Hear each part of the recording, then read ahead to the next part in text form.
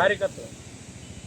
పవన్ కళ్యాణ్ గారి ఎలక్షన్లో అనేక ఆర్థిక ఇబ్బందులు ఉన్న నేను సుమారు గ్లాసులో 20,000 గ్లాసులతో పాటు 1,00,000 పాంప్లెట్లు, కూర్చుని బలలో ఒక 42 బలలో నా శక్తికి సరిపడా నేను చేశాను. కానీ పార్టీ నాకేం చేయలేకపోయింది ఇప్పటికీ ఈ రోజుకి.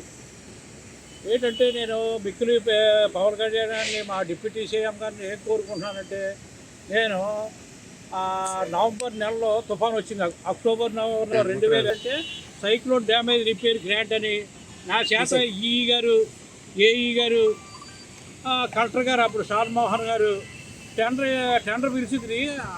మర్రెడ్డి గారు ఎంపీగా మర్రెడ్డి గారిని చాలా ప్రాధాన్యపడ్డాను, టెండర్ పిలకుండా చూడండి అంటే నా చేతిలో లేదు, టెండర్ పిలిచేస్తున్నారంటే మేము 25% లెస్ కేసి రాపత్తి ఈ పిడిందోటి రెగ్యులేటర్ దగ్గర పరిసర ప్రాంతాల్లో సుమారు 1 కోటి పైన నేను బ్రీచ్ ఈ గండ్లు కప్పెట్టడం జరిగింది. ఈవేళ మన పైమ్యాన్ కంపెనీ వాళ్ళు వచ్చిన ప్లేస్లో కూడా గండి నేనే కప్పెట్టాను.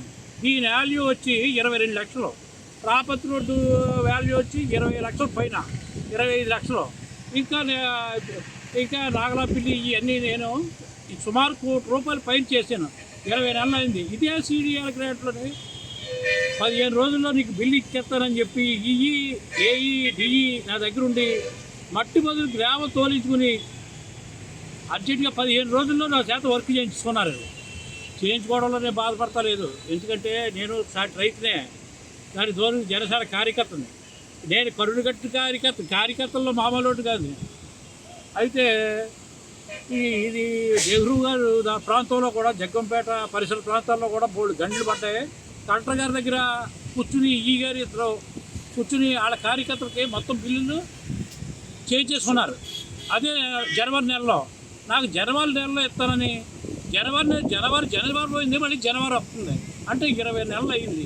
నేను చాలా ఆర్థిక ఇబ్బందుల్లో ఉన్నాను. రేపు మున్సిపల్ ఎలక్షన్లో కూడా నా సహాయం కావాలంటే ఈ జనసేనకి, ఎందుకంటే నేను చాలా ఆర్థికంగా వెనకబడి ఉన్నాను. ఈ పార్టీలో తిరిగి సుమారు 1 కోటి రూపాయల పైన బిల్లులు రావాలా. ఆ పవన్ కళ్యాణ్ గారు నా ఎందుకు దయించి నిమ్మల నారాయణ గారు చెప్పి అందరికీ ఇప్పించున్నారు బిల్లులు, నాకు ఇప్పించవలసిందిగా కోరి ప్రార్థిస్తున్నాను. ఎందుకంటే నా సాయశక్తిలో రేపు మున్సిపాలిటీకి సేవలు కూడా నేను చేయగలుగుతాను, 5 వార్డులు గెలిపించి తీసుకురాగలను కూడా నేను మిక్కులు ప్రార్థిస్తున్నాను. నా అందు దయించి నాకు బిల్లు వచ్చి ఏర్పాటు చేయవలసిందిగా పవన్ కళ్యాణ్ గారిని కోరి ప్రార్థిస్తున్నాను. ఈ పైమైన కమిటీ వల్ల అయితే అవ్వదు. రావాల్సిన బిల్లుల మీద పిమ్మట మర్రెడ్డి గారికి చెప్పాను. మర్రెడ్డి గారిని ఆయన 70% అవగాహన చేసుకున్నాడు పాపం. ఏది ఇక్కడ ఎవరికి ఏం చేయాలో అని.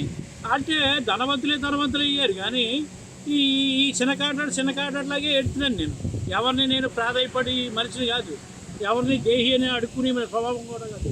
అలాగని కలెక్టర్ గారి దగ్గరికి వెళ్తే మర్రెడ్డి గారు చెప్పారు, చూడండి అతను మనం వద్దన్న టెండర్ వేసి 15 రోజుల్లో పని పూర్తి చేసేట్టు చూడండి అంటే మర్రెడ్డి గారు చెప్పాను, తుమ్మల బాబు గారు చెప్పాను, కానీ ఎవరో పట్టించుకుని నాదులు లేడు.